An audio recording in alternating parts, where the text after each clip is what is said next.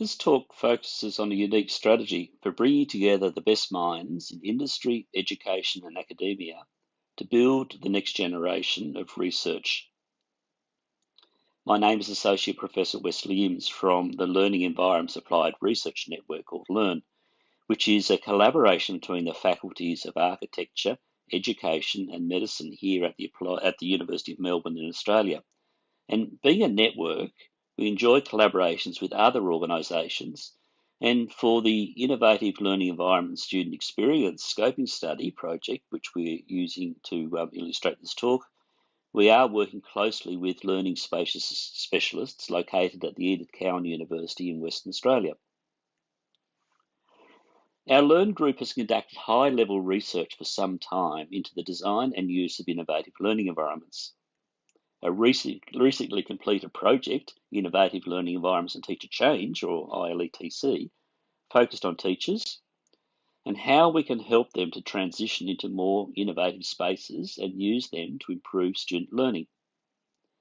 That study's findings are now being released, highlighting, amongst many things, that these spaces are working well, consistently outperforming more traditional designs, that teachers are proving adept at recognising how these spaces can be used, that there is correlation that borders on the causal between these spaces and greater student deep learning and higher levels of quality teaching, and that the wealth of specialist knowledge that industry partners in this research own is not being fully recognised or utilised. In ILETC, the active participation of 17 partner organisations such as Steelcase Furniture, Ecophon Acoustics, Hayball Architects, and the DLR Design Group in the US, plus many others, accelerated our learning well beyond what a traditionally academically focused study could possibly achieve. The findings from ILETC form a platform to advance the next level of research into ILEs, and that is the focus of this talk. In particular, we will describe how a one-year scoping study working closely with industry partners is designing the next generation of research. Its aim is to bring the world's leading thinkers on innovative learning environments to work together for 1 year to brainstorm the question, what is the next critical goal for such research? We now know that we are good at design. We now know quite a bit about the performance of these spaces. We have some knowledge now about their effect on student achievement, and we know a lot about how teachers are using them. But what we don't know enough about is the actual reality of how students are using them. Are these spaces having the positive impact on student learning and their schooling experiences that were forecast? This is a multifaceted question that requires many perspectives, not just the academic, to get right. The ILESE scoping study's purpose will be to use the best minds from industry research and teaching to identify what information is now needed and a method for building that knowledge.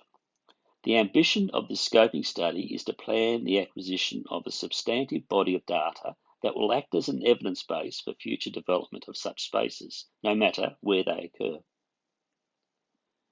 To get the ball rolling, LEARN's previous research suggests we might start the scoping study by looking at 3 foci. The first concerns learning outcomes. Let's gather solid data about which spatial designs have what effect on students' academic achievement. The second concerns students' well-being. Let's gather substantial data on how these designs compare to traditional spaces in terms of student engagement and their social and emotional well-being.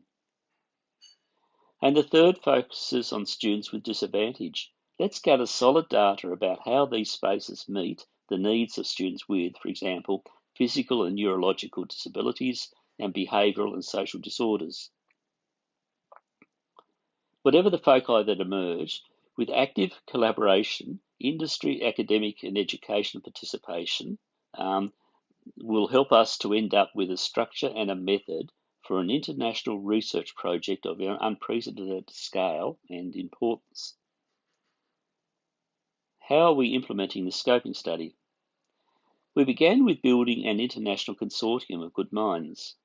ILETC showed us that education departments, academics and industries associated with learning environments form a unique and powerful group. ILETC also taught us that each geographical region adds unique perspectives that makes the eventual data set robust. The COVID-impacted methods include Delphi expert elicitation and other surveys, discussion groups and roundtables, interviews and think tanks that again ILETC showed us provide effective and solid data. To ensure a representative voice across regions from industries, education specialists and researchers, ILESE will operate as a large group of teams, acting independently but collaborating on analysis of ideas. These will be regional and comprised of the three groups ILETC found to provide a rich and balanced input to this debate and shown on this slide. The timeline looks like this: a 12-month scoping study leading to the development of research grants that could be regional or international in scope.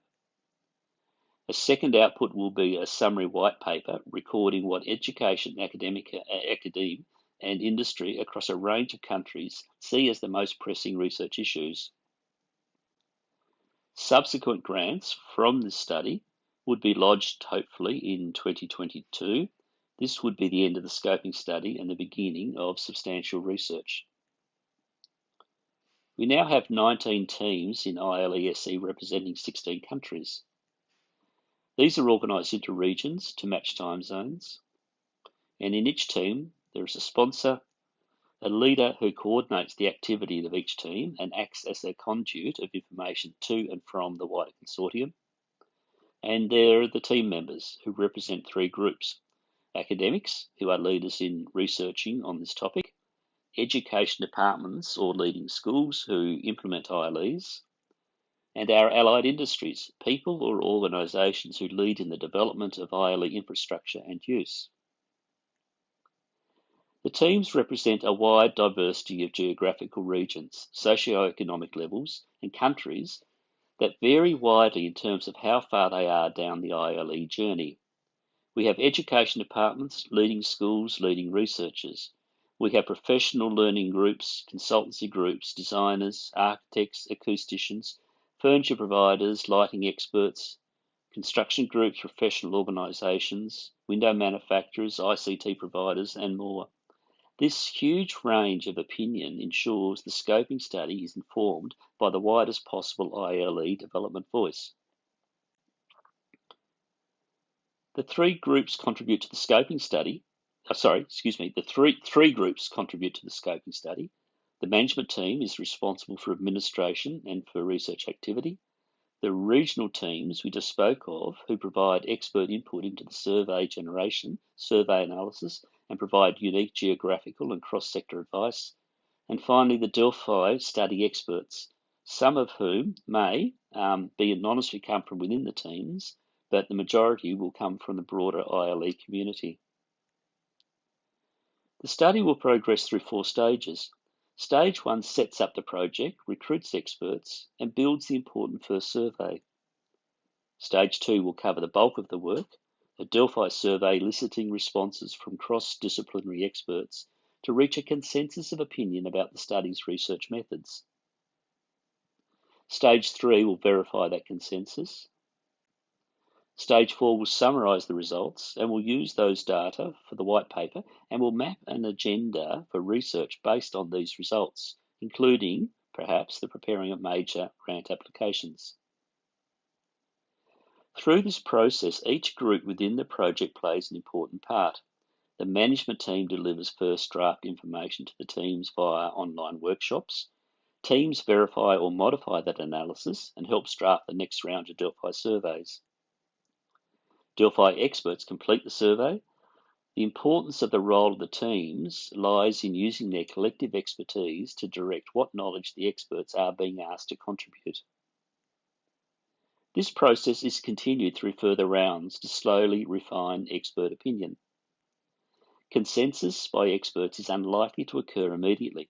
Teams help to redesign the survey to omit areas that are too diverse, and the survey is reissued until analysis confirms consensus. When consensus is achieved, it is verified by the experts, and the scoping study teams meet in regional face-to-face roundtables to decide on the parameters of the final white paper, discuss other publications, and decide on an agenda of further research using these data as a robust foundation. So that is, in essence, the ILE-SE scoping study. It was launched last month and will run through to mid-2022. The product from that study, however, will carry forward for many years. It will provide an evidence base for a range of collaborative research projects into the next decade, projects across a wide range of countries that will include the viewpoints of all those associated with good ILE development.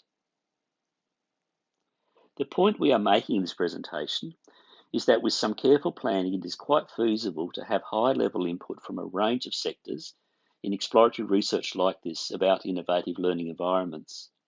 This presentation describes the steps being taken to form such a consortium, a unique collaboration of minds across three important sectors across many, many countries.